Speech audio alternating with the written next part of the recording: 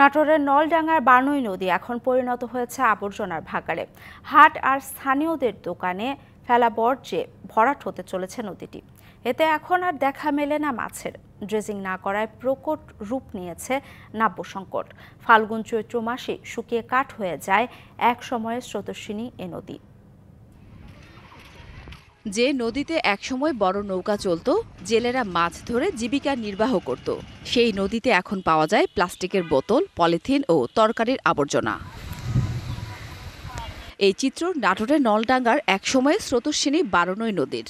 হাট আর স্থানীয় দোকানগুলোর সব বর্জ্য ফেলা হয় এই নদীতে, পরিণত হয়েছে আবর্জনার ভাগাড়ে। ময়লা জমে নদীতে দেখা দিয়েছে নাব্য সংকট। দূষিত হয়ে পড়েছে পানি। ড্রেজিং না করায় নদীটি যেমন সরু হয়ে গেছে, তেমনি একেবারে কমে গেছে পানির প্রবাহ।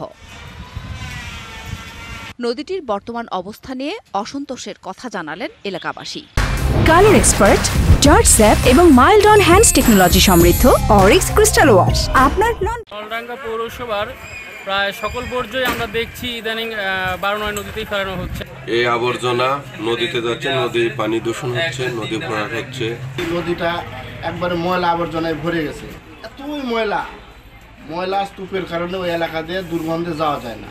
ঘন্টা বসলে হয়তো মাছ হয়ে যেতে খাওয়ার, এখন সারাদিন বসে থেকেও 5টা মাছ পাওয়া যায়। তবে নদীটি পরিচ্ছন্নতার জন্য প্রকল্প প্রস্তাব দেয়া হয়েছে।